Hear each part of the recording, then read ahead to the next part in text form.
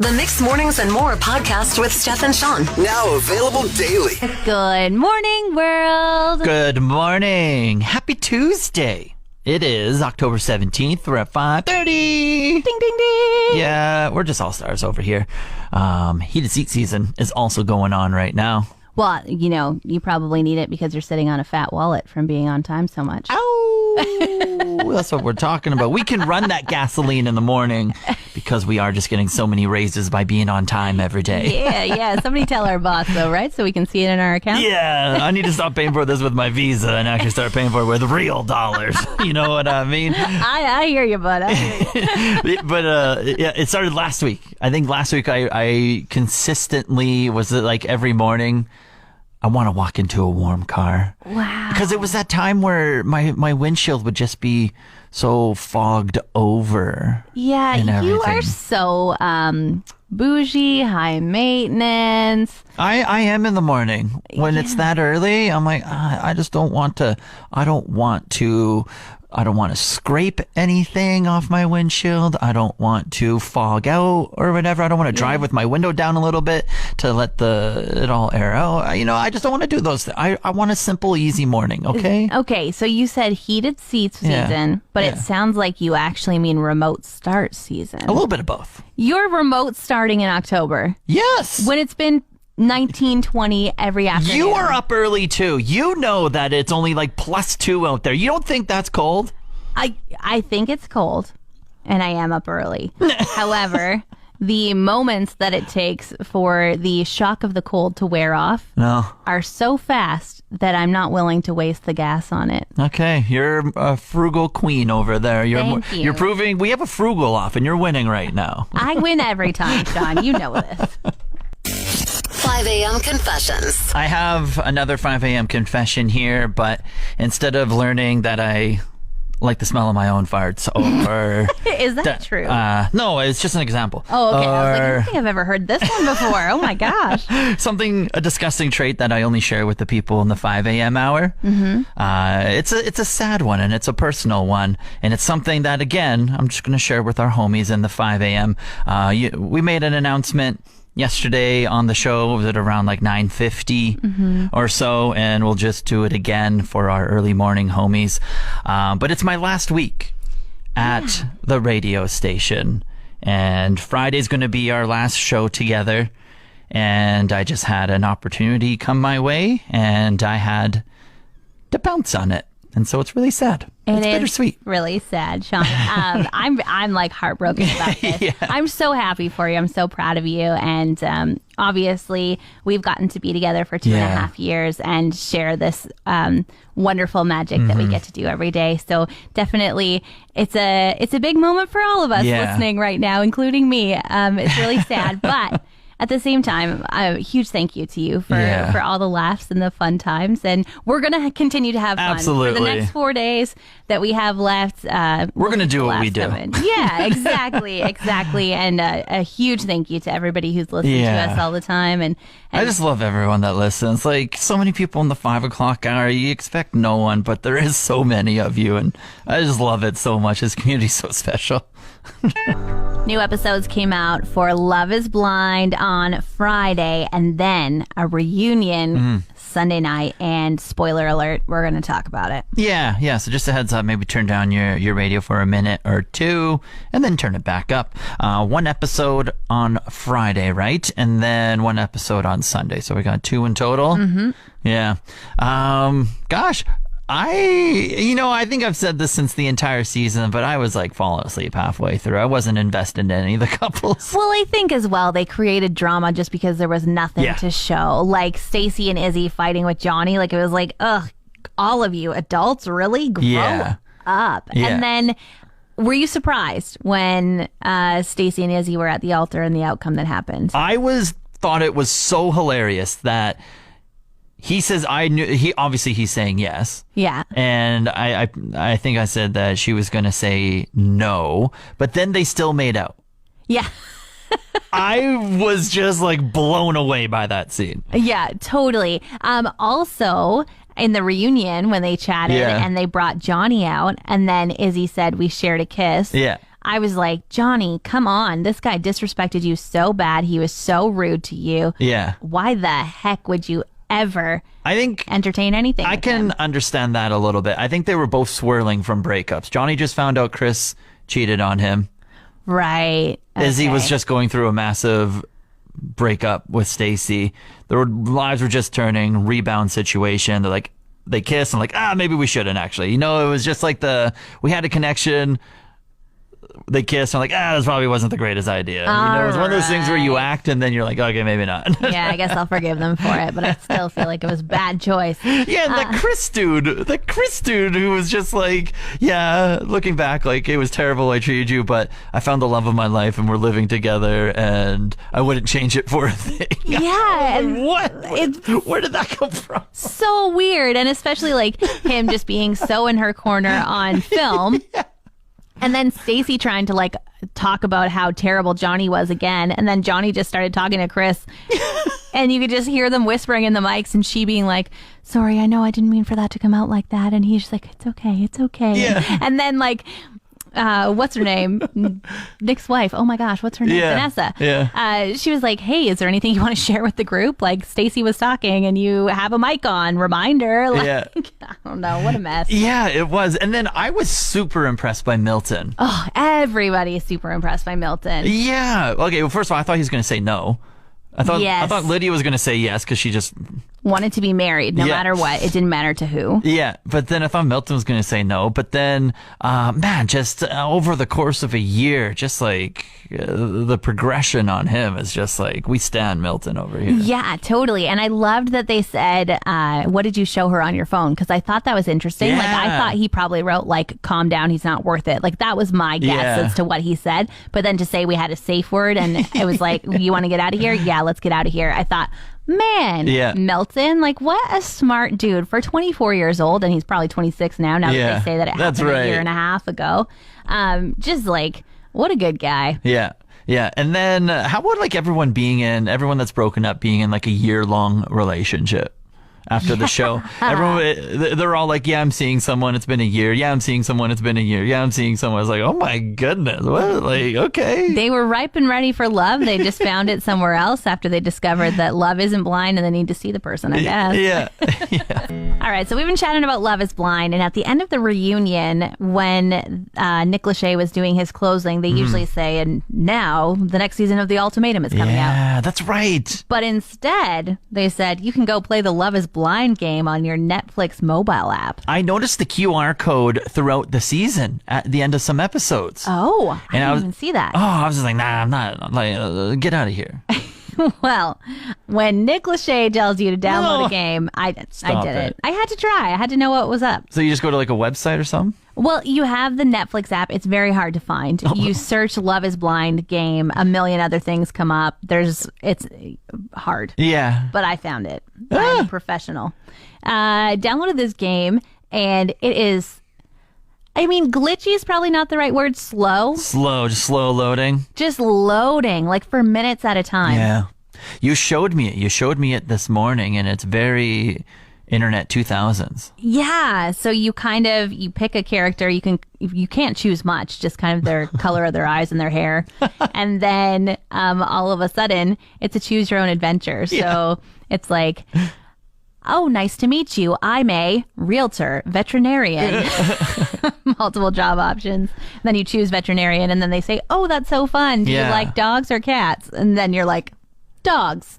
It reminded me of those games when I was a teenager in the 2000s online, and it was like, oh, I'm gonna try and like get a girlfriend through this like chat simulator thing, and when it goes through all like the JavaScript and everything. Totally. And it did say that. It said, why are you on the show? Are you here to find love? Are you here for fame? Or let me choose at the beginning. For people who play video games, it's kind of like the RPGs where you run into a character and then it's like when you play Zelda or something, and then like those chat boxes come up, and then you just like choose what the conversation is and you guide it that way. But It's Love is Blind. Yeah, I don't know like what age of person would really enjoy this. It's not for me. Maybe because I'm married, but I don't even know if single people would be happy It's to. a waste of time. Yeah, and especially when it loads for so long, it's an extra waste of time. Yes. Oh my goodness.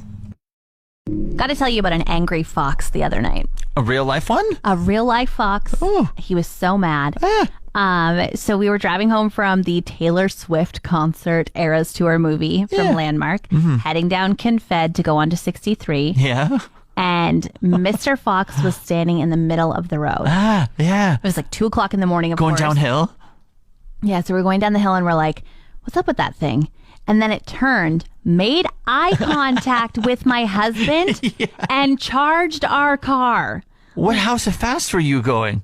Fast. We were 2 o'clock in the morning driving down the exit of 63 down that big hill. Okay, so it was like in the middle of the road and it was playing chicken with you? It was playing chicken with us. I thought we hit it. Like I let out a little squeal. Like I was like, oh my gosh. Like what is with this angry fox? Yeah. He did get out of the way at the last second. Oh my gosh. And then as we rounded on to 63, there was a dead fox on the road. No. So I think he was like, you killed my best friend. He thinks every car's the same. Yeah, he's like, oh, little gray Pontiac vibe. That's the one who got my friend. I'm going to get you. Oh. Yeah. That's so heartbreaking. I think that's what happened. Yeah. I don't know what else. He was going to revenge the Yeah. death of his friend. He was like, I will scratch your car and He will commit end your car. suicide at the same time. No, you don't I know the powers of the fox. Right. He'll jump through the windshield. Well, that would be really scary because then he wouldn't be avenging our car. He'd be avenging us. Yeah. And he did make eye contact with Sky, so little bit. Oh, I don't know. what a wild turn of emotions there. I'm so sorry. Maybe it wasn't his friend. Maybe it was his brother. Yeah. I mean, the relationship was unclear, Yeah. but it was clear that he was angry about the death. Maybe the fox was just taking a snooze on the side of the road. Maybe it wasn't dead. And Sean, I don't want to describe the Don't scene to say you. it. I don't I'm want to sorry. know. It was You taking don't. You're right. It was sleepy. It was late at night. It was taking a sleep on the side of the road. Airbnb was a major discussion in one of our neighboring provinces yesterday, and I'm curious if there's going to be a piggybacking effect on what occurred the other day. So. Yeah, I would guess so. I mean, tell me about what happened in BC. Yeah, so British Columbia, they're kind of laying down some laws a little bit. Essentially, they're trying to make some changes to short-term rentals within the province. And so I think what they want to do is convert short-term rentals into either long-term rentals for people, more housing options, or just sell the unit entirely so maybe someone can have their first home. Right. Yeah. I mean, we are in a housing crisis, and I definitely am in a ton of like Airbnb groups. I used to listen to a bunch of podcasts, and it is pretty crazy to see, one person renting out a room in their house or renting out their cottage when they're not using it to turning into now somebody else owns this entire apartment building, but I hold the lease on all of them and I Airbnb every single one. Whoa, that's a very different experience and very different from what Airbnb was made for. Yeah. So I think that's why legislation is coming in to say like, Yeah. to stop you from doing things too crazy. Yeah. Let's see if we can put some laws in place. Yeah, I think that's such an interesting point. I think we've always talked about this, whether it's on air or off the air. There's like such a good idea that gets thrown out into the world and everyone's having fun with it.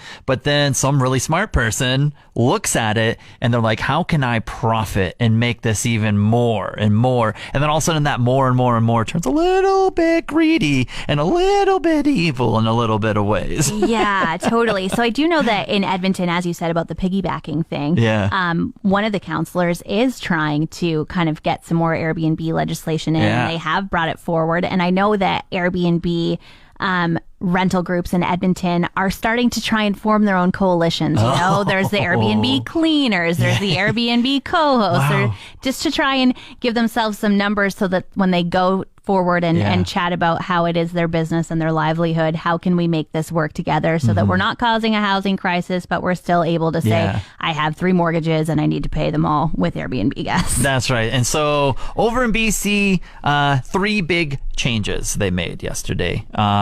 People have to prove the unit is their primary residence where they live more than anywhere else.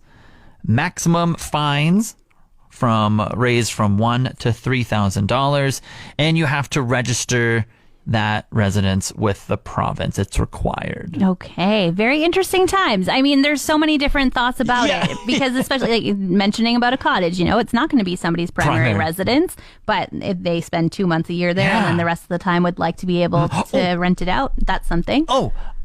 Another big thing too. Applies to communities with more than 10,000 people. So that could be the cottage thing right there. That makes sense. So many moving pieces of this, but it'll be interesting to see how it all shakes out in the wash, especially for our province. Yeah, if it follows through over here.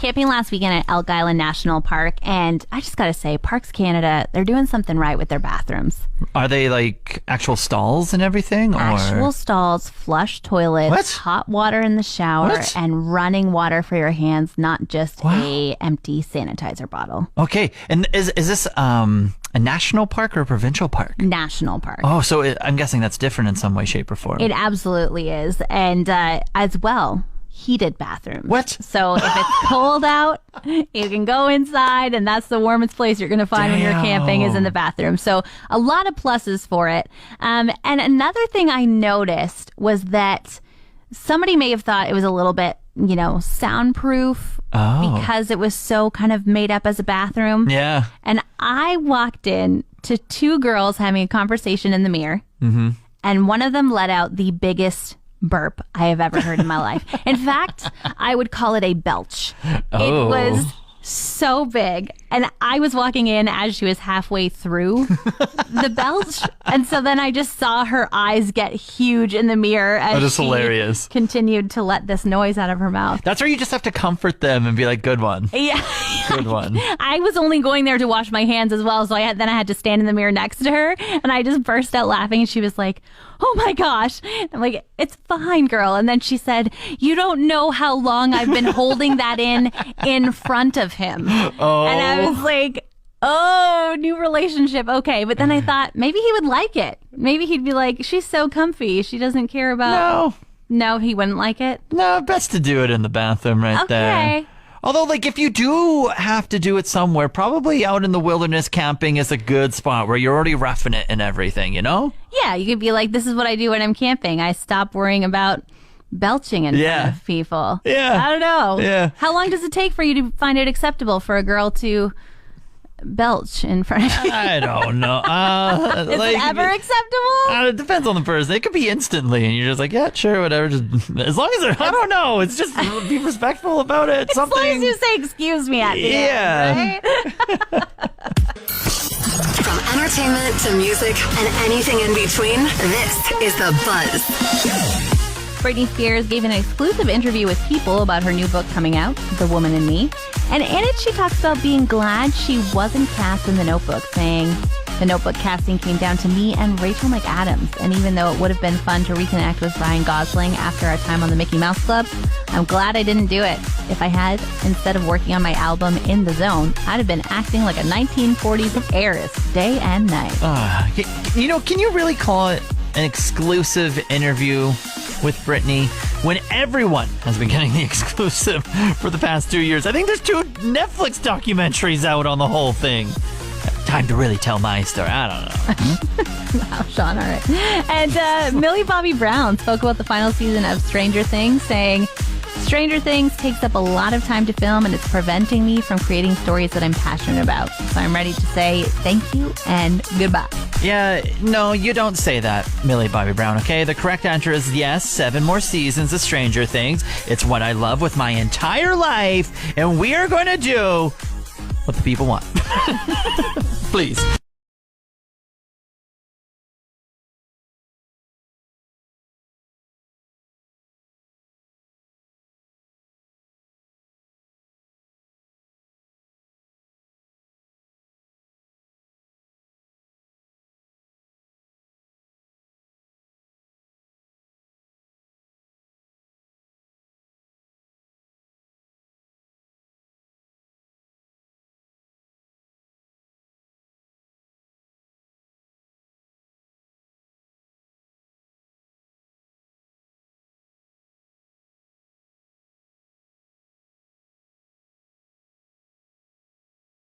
Trivia Tuesday. I'm going for the cat family over here, okay? The cat family? Yeah, and so I have a bunch of lists of animals over here, and you just have to give me a yes or no on if they belong to the big picture of things. The cat family or no. Yes or no, okay?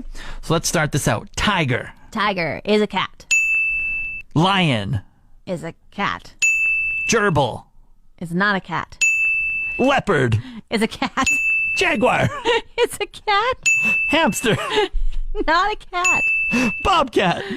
Is a cat. Puma. Puma is a cat. Fox. Is a dog. Cheetah. Cat. Yeah, you did it. You got all of them correct. Good work over there. Wow. Oh, wait. Oh, A house cat. cat.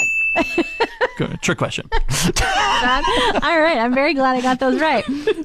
Cat trivia. Who knew? Today is. Thought hamster was going to throw you for a loop there. I did have to look at you really strongly, like a hamster. I've never thought about what family that belongs to at all. Rodent? I don't know. It's For Prunes Day today. Sure. What did a prune used to be? A grape. An avocado. A grape. A grape? An avocado. A date. Okay, Sean. A tomato. A potato. A grape turns into a raisin when it's dried out. I was panicked. I just Avocado turns into garbage when it's dried out. What are we talking about again? Prune. A prune. A prune used to be a pear. Valencia. Plum. Nailed it. Get one of these. All right. For Prunes Day, specifically the number 4 at the beginning of it. Why are 4 prunes significant? Because that signifies the coming of a full moon on a Tuesday. Okay. Do you know what prunes are used for at all? Yeah. They help your digestive system. Okay. You're getting somewhere. So 4 of them. Really make you go to the bathroom. Yeah, they say if you eat 4 prunes a day, you'll never have problems with your digestive system. I guess we can give that one to you. Yay! Good job, Sean. Yay for knowing my digestive health. Happy 4 Prunes Day. Special guests in studio, we have Nils and Jenna. Now, y'all are both working on the Buffies here.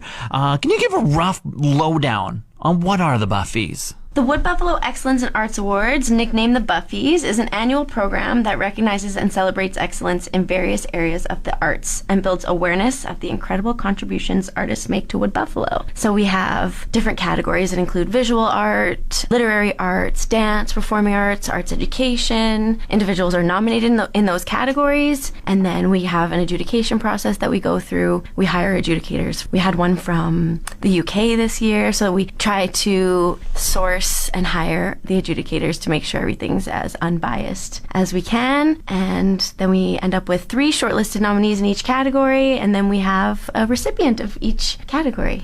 The theme is always so different every year. What do we got going on this year?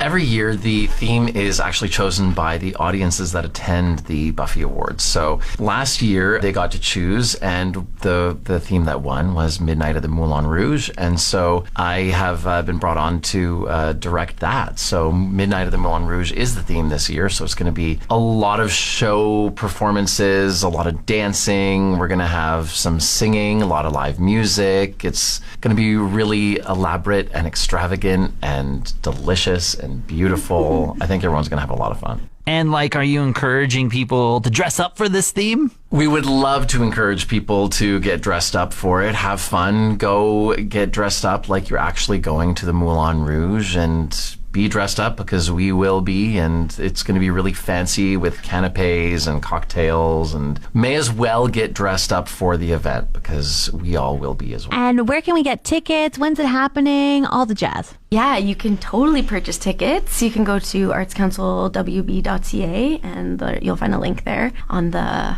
Buffy's page. The event is happening at SECPA, Suncor Energy Center for the Performing Arts, on October 21st, and the doors open at 6 p.m. There you have it. This Saturday, the Buffies are going down. Big thank you for taking the time, Niels and Jenna, today.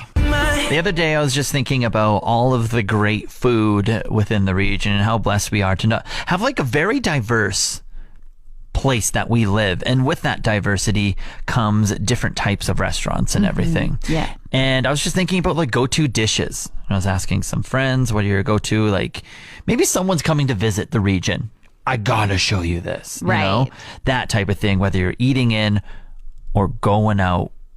What are you ordering? Do you have like something that just comes to top of mind? I love a panzerotti from Milano's. I've had it. Yes, I can confirm. And I delicious. Especially love it fried. Yes. It's got that great crust on the outside, Yeah. oozing cheese and sauce on the inside.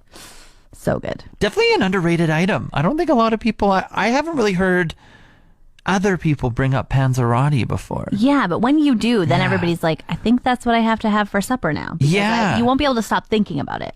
That's very true. And it's always so good when you taste it. It never like really disappoints, I guess you could say. Yeah, for real. It's a panzerotti. What else? I mean, it's a folded pizza in half and deep fried. What do you want? What's yours? Yeah, I absolutely love Cedar's Bakery.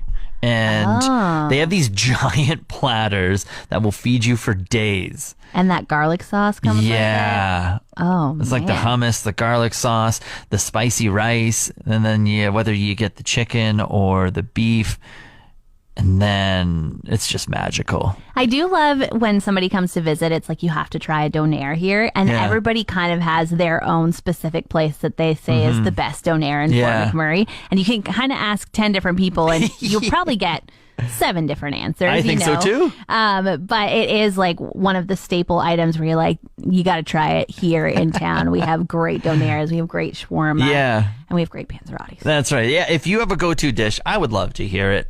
I'm all about trying. I have an open palate. I like everything. Steph, yeah, you have an open palate too. Yeah, sure. I love fruit and fish and all of those things. We would love to hear it. 780-791-1037. Want more of today's show? Download the Mixed Mornings and More podcast. Now available every weekday.